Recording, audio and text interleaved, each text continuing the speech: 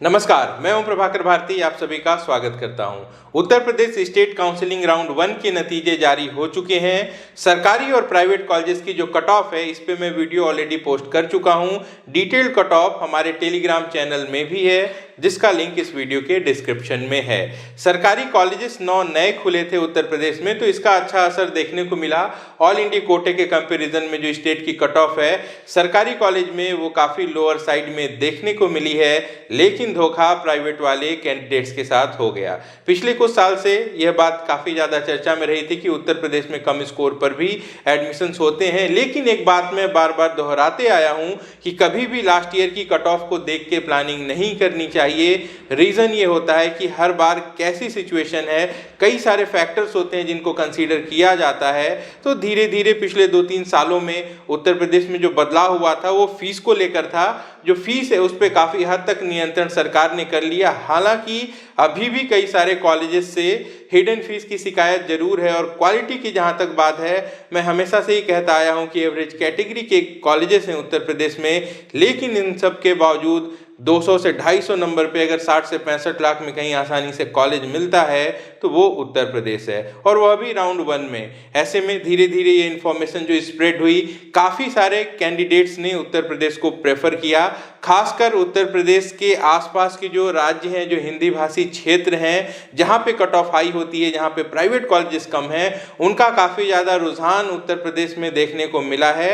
और एग्जाम्पल से मैं आपको बताता हूँ कि शारदा मेडिकल कॉलेज, जिसकी कट ऑफ 500 के भी ऊपर चली गई है, जबकि श्री राम मूर्ति स्मारक उत्तर प्रदेश का सबसे अच्छा कॉलेज है, बावजूद इसके पिछले साल के कंपैरिजन में 3 मार्क्स बिलो वो क्लोज हुआ है। तो शारदा की जो लोकेशन है ये एक इंपॉर्टेंट फैक्टर है, और दूसरे राज्य के कैंडिडेट्स ने इसे काफ़ी ज़्यादा प्रेफर किया है जहाँ की मेरिट हाई होती है। इसी तरीके से नोएडा इंटरनेशनल, जो कि एक नया कैंपस था, इसकी कट ऑफ में भी लास्ट ईयर के कंपैरिजन में लगभग 100 मार्क्स ज़्यादा देखने को मिले हैं। यूनाइटेड, ये भी नया कॉलेज था, यहाँ पे भी काफ़ी ज़्यादा इंक्रीमेंट देखने को मिली है। तो धीरे धीरे जो कट ऑफ है ये हायर साइड में इस बार उत्तर प्रदेश में चली गई है। ऐसे कैंडिडेट जिन्हें एडमिशन नहीं मिल पाया है वो निराश नहीं होंगे।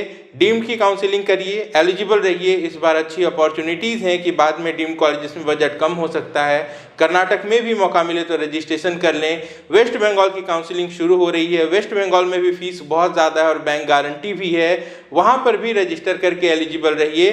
कम फीस में एडमिशन का मौका आपको इस सेशन के एंड तक मिल सकता है। तो उत्तर प्रदेश में लास्ट ईयर के कंपैरिजन में 3000 ज़्यादा कैंडिडेट्स थे, और मेरिट लिस्ट पे जब मैंने वीडियो बनाई थी तो आपको दर्शा भी दिया था कि जो ज़्यादा भीड़ बढ़ी है वो लोअर स्कोर के तरफ बढ़ी है, तो वहाँ पे ही ज़्यादा चेंजेस देखने को मिलेंगे।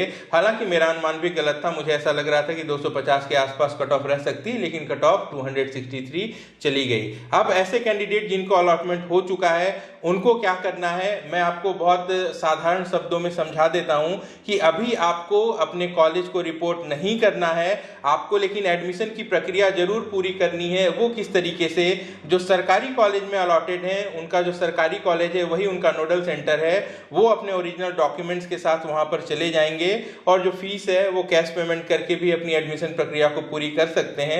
लेकिन ऐसे कैंडिडेट जिन्हें कि प्राइवेट के कॉलेजेस अलॉट हुए हैं उन्हें अपने कॉलेज को विजिट नहीं करना है, उनको कॉलेज राउंड 2 के बाद विजिट करना है। ये राउंड 1 है, यहाँ पे उनको ये देखना है कि गवर्नमेंट ने क्या फीस निर्धारित की है जो भी कॉलेज उन्हें अलॉट हुआ है उस कॉलेज की। आपका जो अलॉटमेंट लेटर डाउनलोड हुआ है उस पर आप देखेंगे नीचे में एक नोडल सेंटर दिया हुआ है, उसी नोडल सेंटर पे आपको विजिट करना है। साथ में क्या ले जाना है, आपको आपके सारे ओरिजिनल डॉक्यूमेंट्स ले जाने हैं। वो सारे डॉक्यूमेंट जो कि आप डॉक्यूमेंट वेरिफिकेशन में अपने साथ ले गए थे, इसके साथ साथ आपको फीस की डीडी ले जानी है। फीस की डीडी किस नाम से बनेगी, फीस की जो डीडी है वो director general medical education and training Uttar Pradesh payable eight Lucknow, जिस नाम से आपने 2 लाख की डीडी बनाई थी उसी नाम से डीडी बनवाएंगे। कितने अमाउंट की बनवाएंगे, जो सरकार ने अपना आदेश जारी किया था, जो गवर्नमेंट फीस सरकार ने बताई थी, सिर्फ ट्यूशन फीस की अमाउंट का डीडी बनेगा।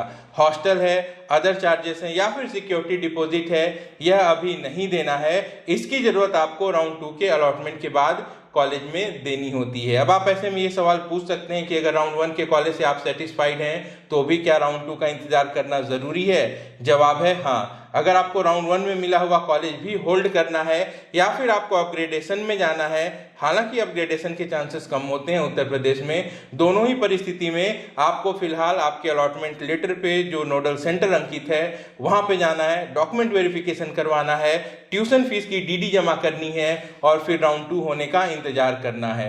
राउंड 2 में फ्रेश चॉइस फिलिंग होगी, आपकी इच्छा पे निर्भर करता है। आपको अगर कोई बेहतर कॉलेज चाहिए तो चॉइसेस भरेंगे, नहीं चाहिए तो नहीं भरेंगे। राउंड 2 की जब अलॉटमेंट आ जाएगी, इसके बाद अगर आपको नया कॉलेज मिलता है तब तो आपको फिर से नोडल सेंटर पे जाना है, लेकिन अगर नया कॉलेज नहीं मिलता है तो इस परिस्थिति में आप सीधे सीधे कॉलेज जाएंगे और वहां पे अपनी सिक्योरिटी डिपॉजिट जो है 3 लाख रुपए की, वो अदर चार्जेस, हॉस्टल चार्जेस, ये सारी की सारी फीस जमा करेंगे। जिनको भी सीट अलॉट हुई है, अगर वो एडमिशन नहीं लेते हैं तो 2 लाख रुपए जब्त हो जाएंगे। वो चाहे तो आगे के राउंड से फिर से 2 लाख जमा करके एलिजिबल हो सकते हैं।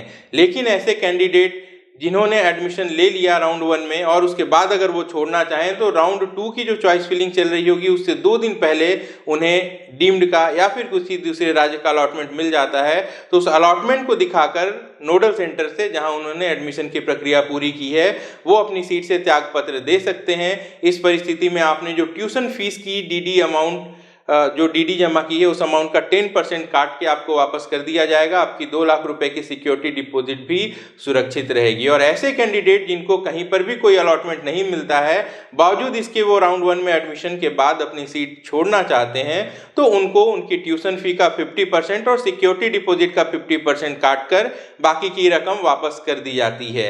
ऐसे ही अगर राउंड 2 भी बीत जाता है और उसके बाद आप किसी भी कारण से अपनी सीट छोड़ना चाहते हैं, तो मॉप अप राउंड की चॉइस फिलिंग शुरू होने के 2 दिन पहले आप चाहें तो आधा नुकसान सह के, यानी कि आपकी ट्यूशन फीस का आधा और वहां पे जो 2 लाख रुपए की सिक्योरिटी डिपॉजिट है इसका आधा आप लॉस लेके बाकी की आधी रकम रख के काउंसलिंग से बाहर हो सकते हैं। तो ये रेसिग्नेशन की प्रक्रिया है। अब चलिए मैं आपको बता देता हूं कि आपको डॉक्यूमेंट्स क्या क्या लेकर जाने हैं। इस बात को लेकर बड़ी कंफ्यूजन रहती है, लेकिन ये इतना मुश्किल भी नहीं है। तो जो आपके एजुकेशनल सर्टिफिकेट्स हैं ये मैंडेटरी होते हैं। 10th और 12th की मार्कशीट आपके पास होनी चाहिए, उसके सर्टिफिकेट्स होने चाहिए। कई सारी परिस्थितियों में मार्कशीट और सर्टिफिकेट दोनों कंबाइंड होती है, तो उसके ऊपर लिखा होता है मार्कशीट कम सर्टिफिकेट, तो इस तरीके से आप देख लेंगे। ये दोनों डॉक्यूमेंट होंगे। इसके साथ साथ आपके माइग्रेशन सर्टिफिकेट, कैरेक्टर सर्टिफिकेट भी जरूरी हैं। जब आप 12 पास करते हैं तो ये सारी चीजें आपको स्कूल से आराम से मिल जाती हैं। कुछ कैंडिडेट्स ऐसे भी हो सकते हैं जिनके पास माइग्रेशन नहीं होगा, उन्हें नोडल सेंटर पे जाके रिक्वेस्ट करनी होगी, एफिडेविट देना होगा। लेकिन कोशिश ये करें कि आप ये डॉक्यूमेंट सारे कैरी करें। इसके साथ साथ नीट से जुड़े हुए सारे डॉक्यूमेंट्स चाहिए होंगे। नीट का जब आपने फॉर्म भरा था तो एक रजिस्ट्रेशन स्लिप मिली थी, आपका नीट का एडमिट कार्ड होगा। अगर नहीं है तो वेबसाइट पे अभी भी लिंक है, वहां से उसे डाउनलोड कर सकते हैं। नीट का रिजल्ट रख लेंगे। इसके साथ साथ जब आपने डॉक्यूमेंट वेरिफिकेशन कराया था तब आपको 2 रसीद मिली थी।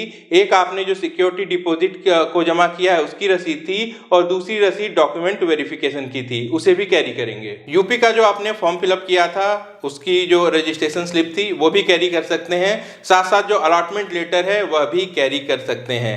ऐसे कैंडिडेट जो कि उत्तर प्रदेश के निवासी हों और किसी कैटेगरी से बिलोंग करते हों, उन्हें कैटेगरी सर्टिफिकेट भी कैरी करना है। लेकिन अगर दूसरे स्टेट से बिलोंग करते हैं तो कैटेगरी सर्टिफिकेट की ज़रूरत नहीं होती है। अगर 12वीं के बाद 1 साल से ज़्यादा का गैप है तो एक गैप सर्टिफिकेट लगता है। गैप सर्टिफिकेट आप किसी भी अधिवक्ता से या फिर जो कोर्ट में काम करते हैं जो लोग, वो एफिडेविट नोटरी करके देते हैं। उसमें बस यह बात लिखी होती है कि आपने 12 कब किया था और उसके बाद के समय आपने क्या किया है। तो आप सिंपली लिख सकते हैं कि आपने नीट की तैयारी की है। इसके अलावा एक मेडिकल सर्टिफिकेट भी लगता है। इसके बारे में अपने पिछले वीडियो में मैंने थोड़ी गलत जानकारी दे दी थी। उत्तर प्रदेश में ऐसा होता है कि जो नोडल सेंटर है वहाँ पर ही व्यवस्था होती है, वहाँ पे डॉक्टर्स होते हैं और वो वहाँ पे मेडिकल सर्टिफिकेट जो है वो बना देते हैं। तो इसके लिए आपको परेशान होने की ज़रूरत नहीं है। तो ये राउंड 1 में जो अलॉटमेंट हुई है उत्तर प्रदेश में, उसके बाद की आगे की प्रक्रिया थी कि आपको रिपोर्टिंग किस तरीके से करनी है। एक बार फिर से ऐसे सभी कैंडिडेट जिनको सीट अलॉट हुई है उन सबको बहुत बहुत शुभकामनाएं, और ऐसे कैंडिडेट जिन्हें सीट नहीं मिली है, निराश हैं, उनको कहना चाहूँगा कि बिल्कुल भी निराश न हो। कई सारी अपॉर्चुनिटीज़ अभी बाकी हैं, सही जानकारी रखिए। मैंने अपने चैनल पे कई सारे ऐसे वीडियोस पोस्ट किए हैं जहाँ पे जस्ट क्वालिफाइंग कैंडिडेट के लिए भी एडमिशन की अपॉर्चुनिटीज़ है, और इसके लिए आगे भी गाइडेंस जो है वो आपको मिलता रहेगा। वीडियो के डिस्क्रिप्शन में हमारे टेलीग्राम चैनल का लिंक है, क्लिक करके ज्वाइन कर लीजिए। काफ़ी सारी इंपॉर्टेंट इन्फॉर्मेशन वहाँ से आपको मिलती रहेगी। अपना और अपनों का अच्छे से ख्याल रखिए। मैं जल्द मिलता हूँ। नमस्कार, जय हिंद।